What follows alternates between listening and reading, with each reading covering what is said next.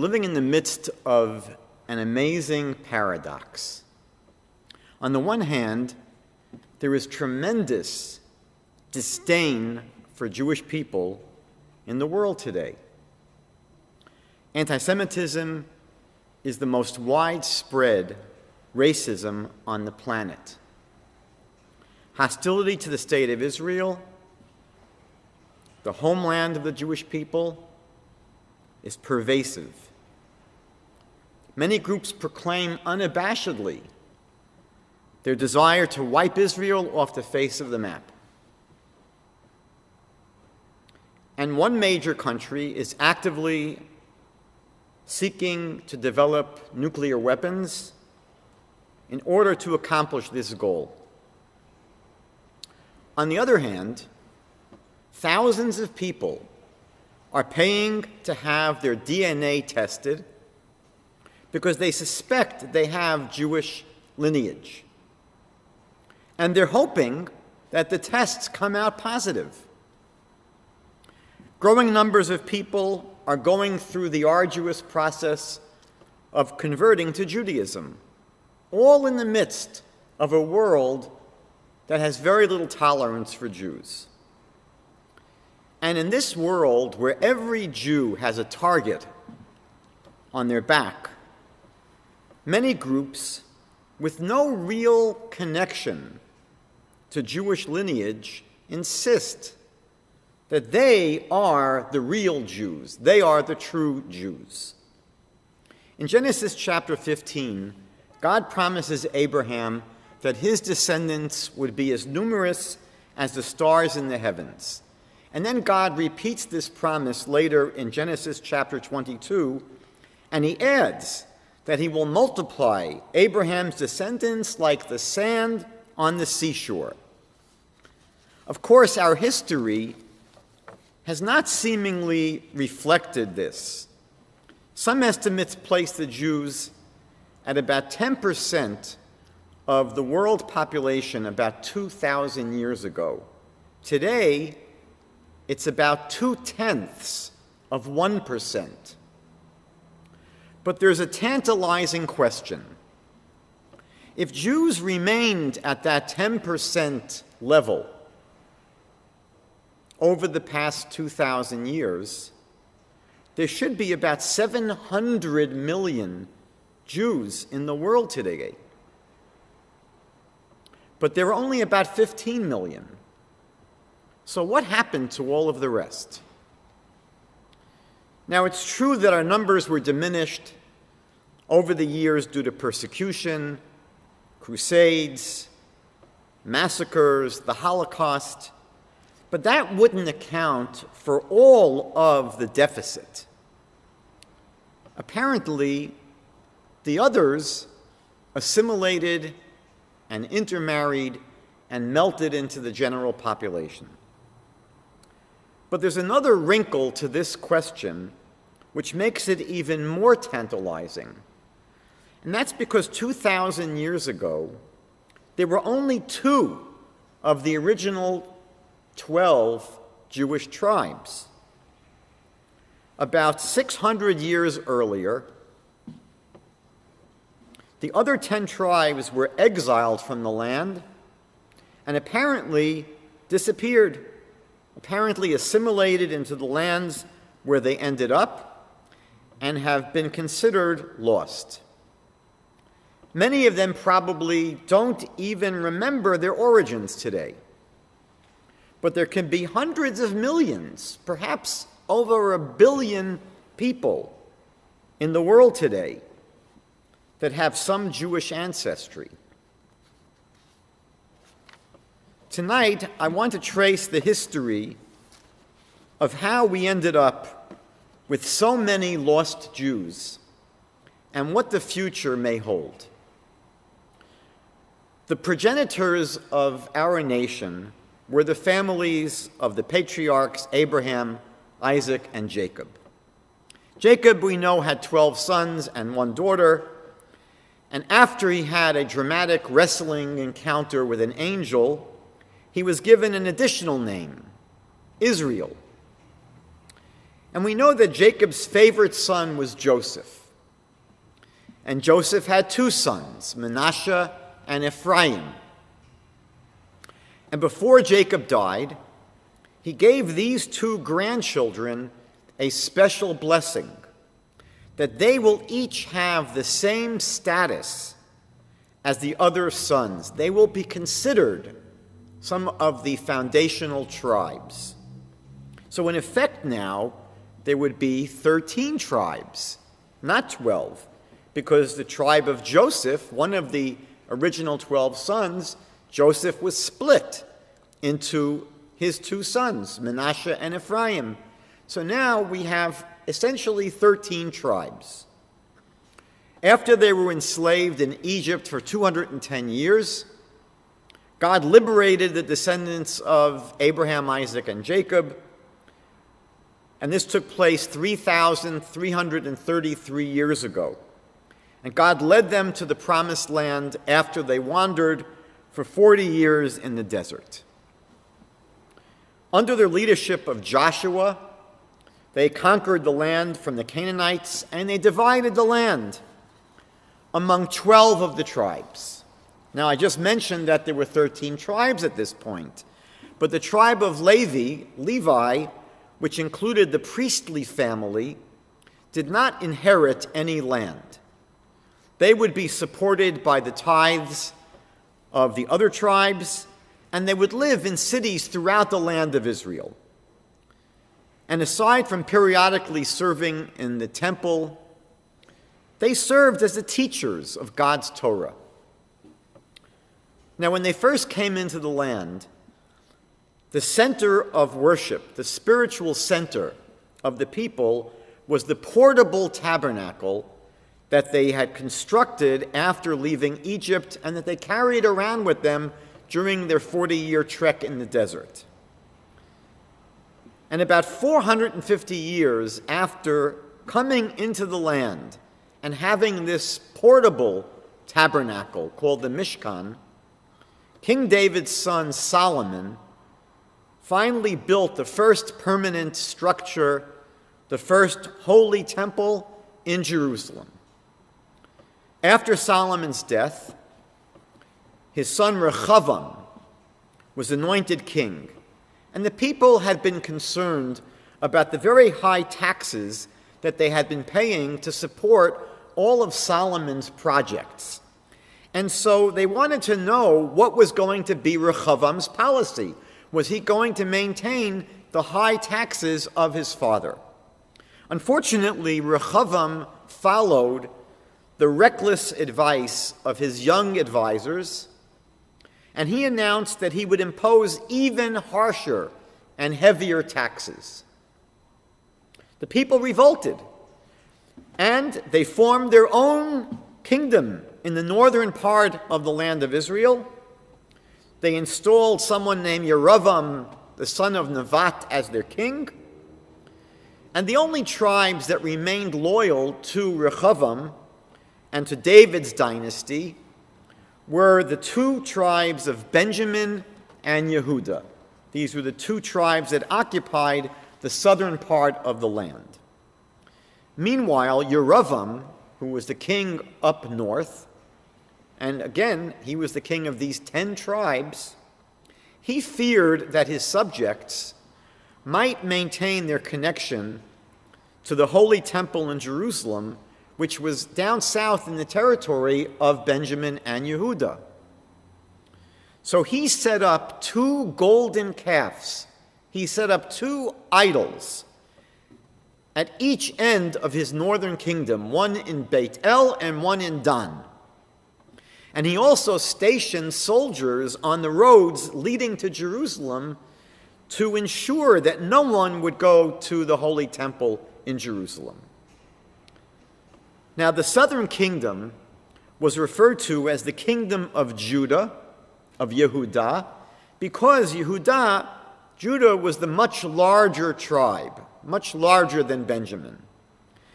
And the northern kingdom of the other 10 tribes was known as the kingdom of Israel, but it was also referred to as the kingdom of Ephraim, because Ephraim was the largest of the 10 tribes. The northern kingdom descended spiritually and continued along their idolatrous course. When they had a period of prosperity under King Rehoboam II, who was the son of King Joash, this prosperity led them to become terribly corrupt morally. So now they were not just idolaters of the worst kind, they were morally bankrupt as well. They didn't have any regard for justice or for showing care to the needs of the poor and downtrodden.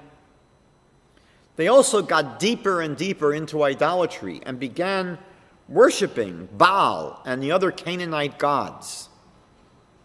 There was also a widespread abandonment of the Torah and all of its commandments. So God sent prophets to the northern kingdom of Israel and warned them of their impending destruction unless they repented. But their pleas, the pleas of these prophets, fell on deaf ears. And so about 200 years after the kingdom that was united under David and under Solomon, 200 years after that kingdom split, the northern tribes were invaded by Assyria. Around 600 BCE, Assyria exiled 2 of the 10 tribes, the tribes of Zvulun and Naphtali. 10 years later, they exiled Reuven, Gad, and Manasseh. And 10 years later, after this, the Assyrians captured the capital city of Samaria and exiled the remaining tribes. Altogether, the northern kingdom of Israel lasted around 242 years. Now, according to some understandings of a passage in the book of Amos, the prophet Amos, chapter 5, verse 3, Assyria didn't exile 100% of the people living in the northern kingdom. They only exiled 90%. And so, according to this view, 10% of the 10 tribes remained behind. But it's important to realize that not all of the 10 tribes went into exile. Aside from this possible 10% that remained behind, we know that when the 2 kingdoms first split, this is again about 242 years before the exile, so we know there were always a sprinkling of people from the north who lived down south. They might have been married to someone from the southern kingdom. They may have been living there for business reasons. So there were always people from the 10 tribes living down in the south. And according to the book of Chronicles, 2 Chronicles, chapter 30, King Chizkiyahu, Hezekiah, invited the northern tribes to return and to serve God in Jerusalem. While most remained up north, a small number did return to the southern kingdom of Judah. Now, it's important to realize and to understand that with the exile of these 10 tribes and their disappearance, because ultimately we call them the lost tribes of Israel, all that remained were the 2 southern tribes of Benjamin and Judah, plus whatever sprinkling there may have been from the other tribes, from the other 10 tribes. But this became now, it was called the kingdom of Yehudah, the kingdom of Judah. This now became the generic name for all descendants of Abraham, Isaac, and Jacob. So initially, we were probably referred to as Hebrews. Abraham was called an Ivri, a Hebrew. So one of the terms for the descendants of Abraham, Isaac, and Jacob might have been the Hebrews, and probably more common were the Israelites, the children of Israel, because again, Israel was another name of the patriarch Jacob. So really, for most of the beginning part of our history, we would have been referred to as Israelites, and throughout the 5 books of Moses, that's exactly how God refers to the Jewish people. He says to Moses, speak unto the children of Israel, to Bnei Yisrael, to the children of Israel. But now, with the kingdom of Israel, the 10 northern tribes basically going into exile and becoming lost, all we had that remained was the 2 southern tribes of Benjamin, the small tribe, Yehuda, Judah, the large tribe. So now the generic term for any descendant of Abraham, Isaac, and Jacob became Yehudi, Jew. So we see, for example, in the book of Esther, chapter 8, verse 17, when we know that the kingdom of Judah had been exiled to Babylon, and the Babylonians were conquered by the Persians. And ultimately, there was a plot to destroy every single man, woman, and child among the Jewish people. And then we know in the Purim story, the Jews were rescued. But we're told that the people living amongst the Jews were so terrified of the Jews that the Megillah, the scroll of Esther, tells us in chapter 8, verse 17, that many of the people became Jews. That's the term that's used. Mit Yahadim. They became Jews. So we see here that this became the term for the people that descended from Abraham, Isaac, and Jacob. So what happened to the 10 northern tribes? The Bible in 2nd book of Kings, chapter 17, verse 6, and 1st book of Chronicles, chapter 5, verse 26, relates the names of some of the places where they were exiled by the Assyrians. The Bible tells us the places that they were sent into exile. But these locations are not clearly identifiable today. It's not so clear where these names are. Some believe that they initially went to what is the area of modern-day Iraq, Syria, and Iran, and possibly continued east from there through the Silk Route. Some sources mention the possibility that some ended up in Africa, and Midrashic sources, these are rabbinic tales, mention a place where the mysterious river called the Sambat Yom. And this river flows all week long and throws up rocks into the air, but on the Sabbath day, it stops flowing and it stops throwing these rocks up into the air. And apparently, according to Midrashic sources, many of the tribes live in the area of this mysterious river. Most people believe, however, that wherever the 10 tribes ended up, they ultimately assimilated and intermarried amongst the people where they were living. But it's possible, of course, that some maintained their identity or some memory of their identity. It's been a long-standing mystery, an obsession among many people to try to uncover what actually happened to these 10 tribes. Again, recall that not all of them were exiled by the Assyrians. Some remained down south with the 2 tribes of Judah and Benjamin. Some may have even remained in the land up north, but clearly at least 90% were exiled. And the Talmud, interestingly, in Tractate Megillah 14b, asserts that after they were exiled, the prophet Jeremiah was dispatched on a mission to bring back the lost tribes during the reign of King Josiah. Now, he was only able to bring back some of the lost tribes, and when these few people did return with Jeremiah, they basically intermingled with and blended in with the southern kingdom, the tribes of Judah and Benjamin. In the 9th century, back all the way to the 9th century, someone named Eldad Hadani, Eldad from the tribe of Dan, appeared to the Jewish community in Kairouan. Kairouan is in North Africa, Northwest Africa, in present-day Tunisia. And he claimed to come from a place where the Sambat-Yon River flows, and that there were other descendants, other than himself, from the 10 tribes living there. This is quite a story.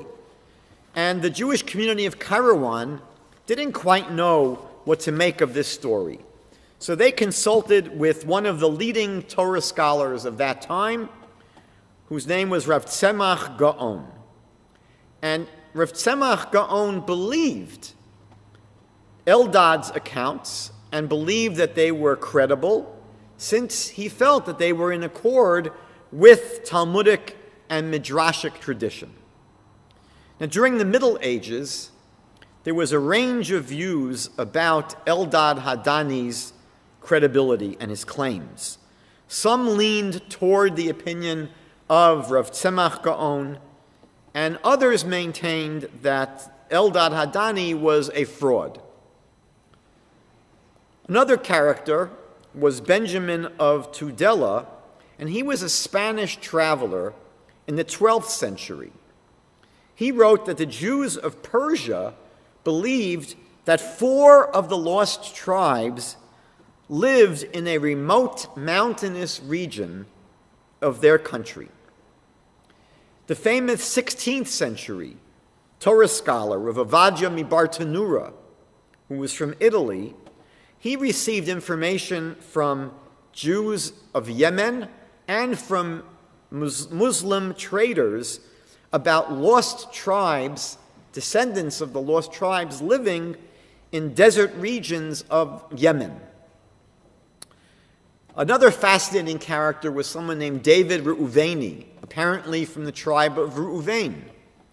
And he came in the 16th century to Europe claiming to be an emissary of several of the lost tribes. And what he wanted to do was to enlist the aid of European nations to help these tribes retake the land of Israel from the Islamic occupiers. He was unsuccessful in convincing anyone to join him, and he was ultimately imprisoned by Spanish authorities of the Inquisition, and I believe he died in prison. In the 17th century, Menashe ben Israel, in his book Mikveh Israel, The Hope of Israel, suggested that the South American Indians may be descendants of the 10 tribes.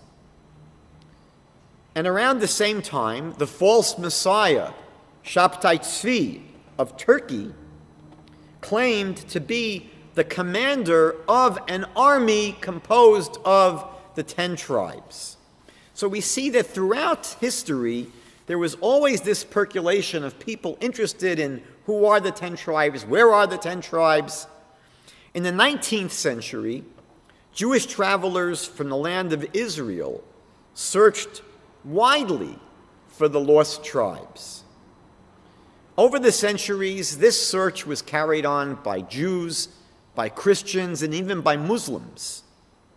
And they traveled to practically every corner of the globe to locate these elusive lost tribes. In 1975, to bring us more into modern history, Rabbi Eliyahu Avichail of Israel founded an organization called Amishav, which means return my people. And he wanted to seek out descendants of the lost tribes and to help them reconnect with the Torah faith of their ancestors, with Judaism, and to help them return to the land of Israel.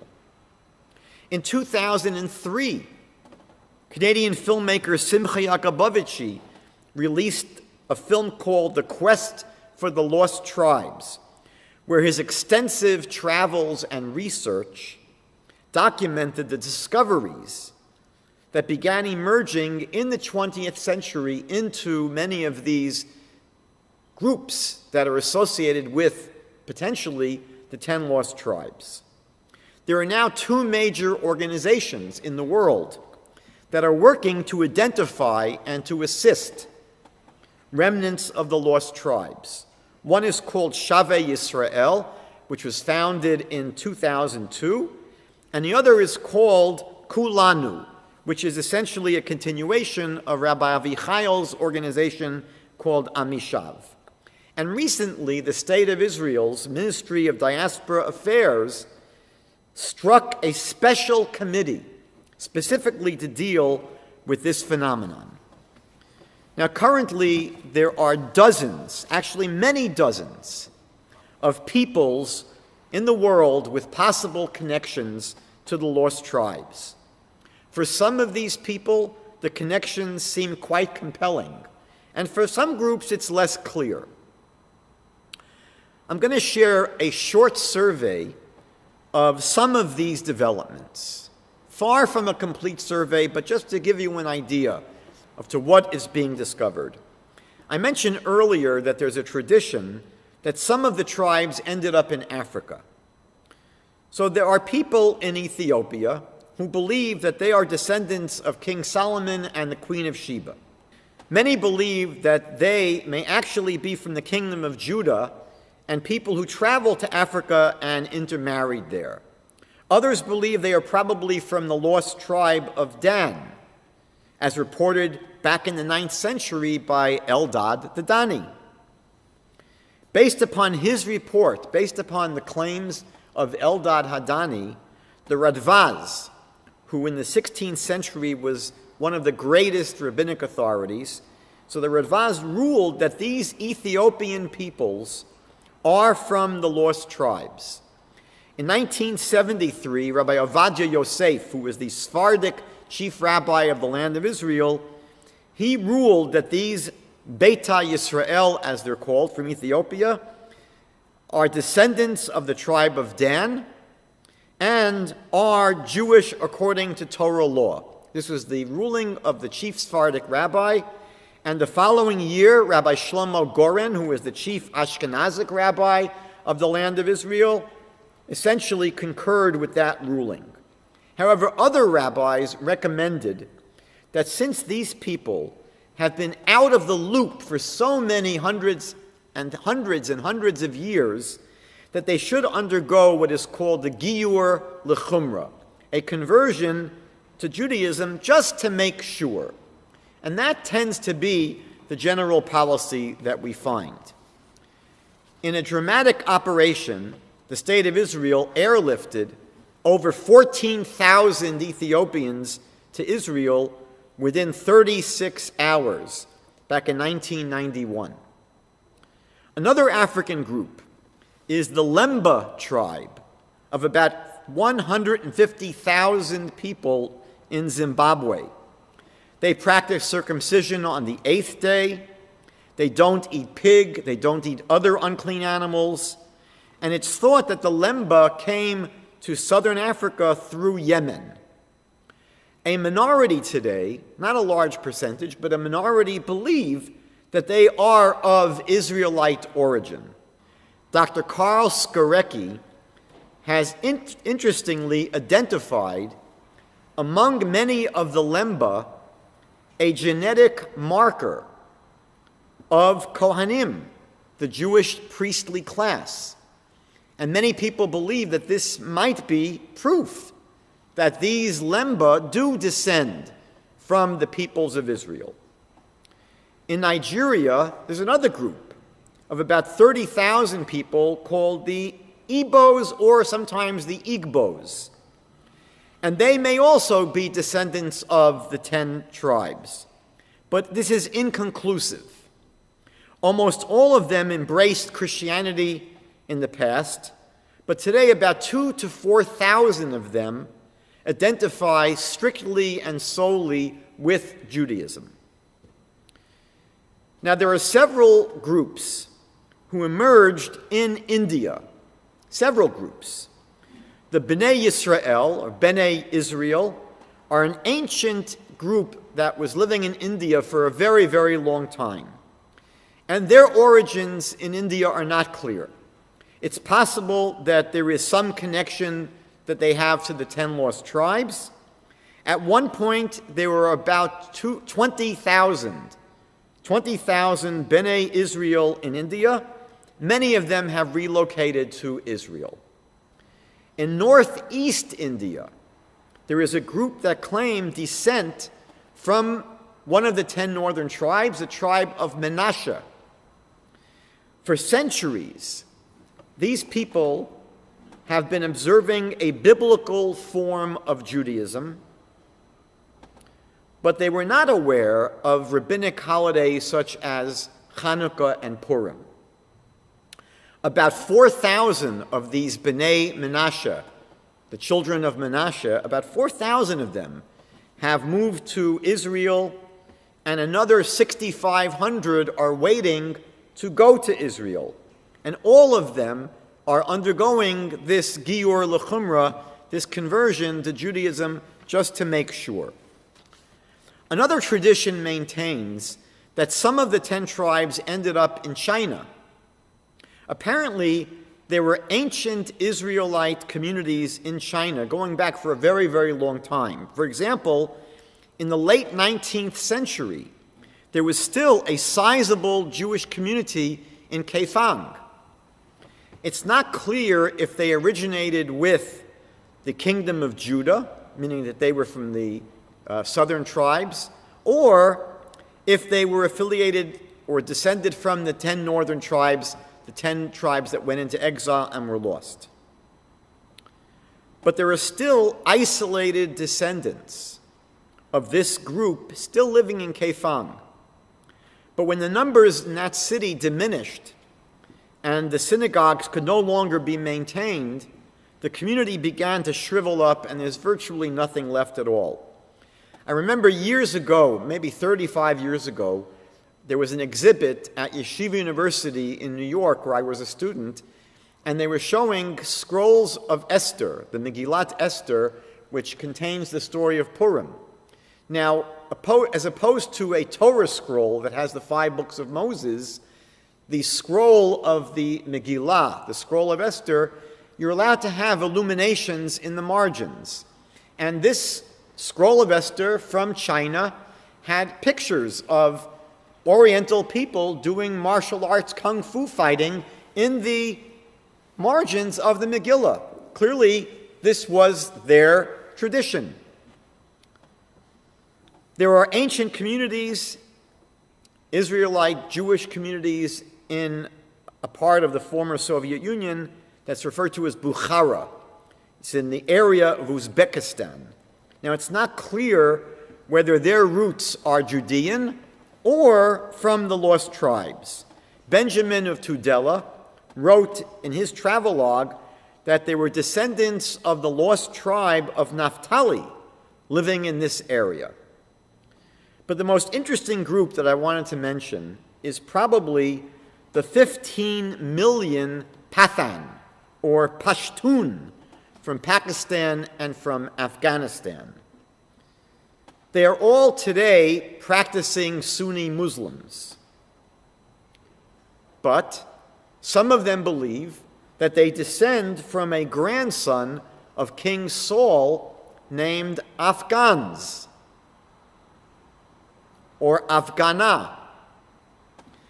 They all claim, all of the Pashtun claim, to have Israelite descent. They believe they trace themselves back to Moses and to the people of Israel. They look very Jewish. They look very Semitic, different from all the other people living in that region of the world.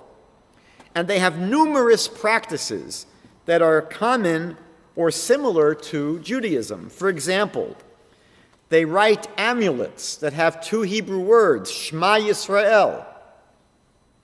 Many display a Magen David, a Star of David. Many wear a 4-cornered garment, like a talit, a prayer shawl.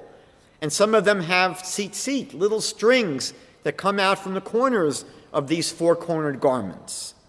The men wear beards and they have side locks. They pray towards Jerusalem, and some of them mourn the destruction of the temple in Jerusalem. They don't work on the Sabbath, and some light candles on Friday night. They fast on Yom Kippur. They have their circumcision differently from all other Muslims. Muslims circumcise their boys at the age of 13 years. These Pashtun circumcise at 8 days, as we do in Judaism. They practice Levirate marriage. The Torah speaks about if a man dies without children, his wife is to marry a living brother of his. Now, Jews don't practice this anymore. We have something that basically releases people from this practice. But in the Bible, it was practiced, and the Pashtun still practice this. The Pashtun practice the biblical laws of marital separation when the wife is having her period. And this is followed by her immersion in a body of water like a mikveh. They don't eat many unclean animals, not just abstaining from pig. They interestingly practice Ir Miklat, the city of refuge. In the Bible, we're told that if someone kills someone accidentally, not on purpose, they're chopping down a tree and the axe handle flies off, they could have been more careful and kill someone. They had to flee to a special city where they were safe from the revenge of the relatives. And the Pashtun practiced this idea of the Ir Miklat, the city of refuge. What's amazing is that there are clans, tribal clans among the Pashtun that their names sound very much like the names of the 10 tribes. They have in the Pashtun the Rabbani, which sounds like Ruvain. They have Levani, which sounds like Levi. They have Gadun, which sounds like Gad. They have Ephriti, which sounds like the tribe of Ephraim. Interestingly, Ephraim was the largest Israelite tribe, and the Ephritis are the largest Pashtun tribe. And then they have the Shimwari, which sounds like Shimon. And interestingly and incredibly, some of the Pashtun actually have Hebrew Jewish names. Some of them are called Yaakov, some are called Shmuel, Samuel, some are called Shimon, Simon, some Yitzchak, some Yisrael, some Akiva. Now, at some point, you have to say that if they walk like an Israelite and they talk like an Israelite, you might very well have an Israelite on your hands. So what does Judaism teach about what will happen to the 10 tribes? It's actually a debate in the Talmud among several rabbis. You can find this in Tractate Sanhedrin 110b. Rabbi Akiva takes the position that the 10 tribes are lost forever and they are never coming back. Rabbi Eliezer says that just like a day is followed by darkness, but after the darkness the light returns, Rabbi Eliezer says so too it will be dark for the 10 tribes, but God will ultimately take them out of the darkness. And Rabbi Shimon ben Yehuda similarly says that if the deeds of the 10 northern tribes are as they have always been, meaning if they have maintained their idolatrous ways and their corruption, they will not return. But if they repent and they change and they return to the traditions of their ancestors, then they will return. Now, what is strange is that it seems that Rabbi Akiva is contradicting dozens of clear prophecies from the scriptures that seem to say that in the Messianic age, the 10 tribes will return. There's going to be a reunification of the kingdom of Judah and the kingdom of Israel. I'm just going to share 3 of these passages. The book of Isaiah, chapter 11, the prophet Isaiah, chapter 11, verses 11 and 12 says, "It shall be on that day," this is one of the Bible's most famous prophecies about the Messianic age, Isaiah says it will be on that day that the Lord will once again show his hand to acquire the remnant of his people who will have remained from Assyria and Egypt and from Parthros and Cush and from Elam and from Shinar and from Hamat and from the islands of the sea. He will raise a banner for the nations and assemble the castaways of Israel, and he will gather in the dispersed ones of Judah, both Israel and Judah, and he will bring them from the four corners of the earth. That's the prophet Isaiah. So the prophet Isaiah says in chapter 27, verse 13, "It shall be on that day that a great shofar will be blown, and those who are lost in the land of Assyria and those cast away in the land of Egypt will come together, and they will prostrate themselves to the Lord on the holy mountain in Jerusalem." And then the prophet Jeremiah in chapter 3, verse 18 says, "In those days, the house of Judah will walk with the house of Israel." That's what we've been discussing tonight. These two parts to the kingdom of the Jewish people that split tragically. And there was the house of Israel and the house of Judah. And Jeremiah says, in those days, meaning in the future, the house of Judah will walk with the house of Israel, and they will come together from the land of the north to the land that I have given as a possession to your fathers. And then in the prophet Ezekiel, Yechezkel, chapter 37, verses 15 to 19, the word of the Lord came to me, saying, "Now you, son of man, take for yourself one piece of wood and write upon it, for Judah and for the children of Israel, his comrades. And take another piece of wood and write upon it, for Joseph, the wood of Ephraim, and all of the house of Israel, his comrades. Then bring them close to yourself, one to the other, like one piece of wood, and they will become united in your hand. Now when the children of your people say to you, saying, will you not tell us what these things are to you? What are these sticks that you have?" God says to Ezekiel, "Say to them, thus says the Lord, behold, I am taking the wood of Joseph, which is in the hand of Ephraim." Don't forget, the northern kingdom was called the kingdom of Ephraim. "And the tribes of Israel." The northern kingdom was the tribes of Israel, his comrades. "And I am placing them and him together with the wood of Judah," with the southern kingdom of Judah. "And I will make them into one piece of wood, and they will become one in my hand." The prophets here are predicting, telling us that in the future, Israel and Judah will come together, that we are going to see a return of the 10 northern tribes. Now, there have been various attempts among the Talmudic commentaries to try and reconcile the view of Rabbi Akiva about these 10 tribes not returning with these biblical passages which seem to very clearly tell us that they're going to return. And I'm not sure how successful these attempts have been. But in any event, some authorities rule according to the view of Rabbi Eliezer. Rabbi Eliezer was the one that said the tribes are coming back. God's going to bring them back. And they rule, according to him, against Rabbi Akiva because Rabbi Eliezer seems to be in the majority, since Rabbi Shimon, and Rabbi Shimon's quoting other people, by the way, seems to be in agreement with Rabbi Eliezer. So Rabbi Akiva seems to be the odd man out in this case.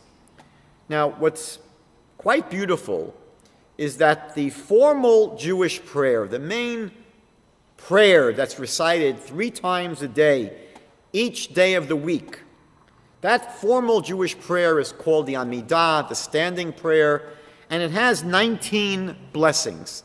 19 benedictions. On Shabbat and on holidays, it only has 7. But let's look at the 10th blessing that we recite during the weekday prayers.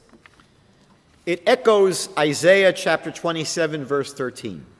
And this prayer says, "Sound the great shofar for our freedom. Raise the banner to gather us together from the 4 corners of the earth. Blessed are you, Hashem, who gathers in the dispersed of his people, Israel." And some commentaries to the prayer book say that when we recite this blessing, we should have in mind the return of the 10 lost tribes of Israel in accordance with the Talmudic position of Rabbi Eliezer.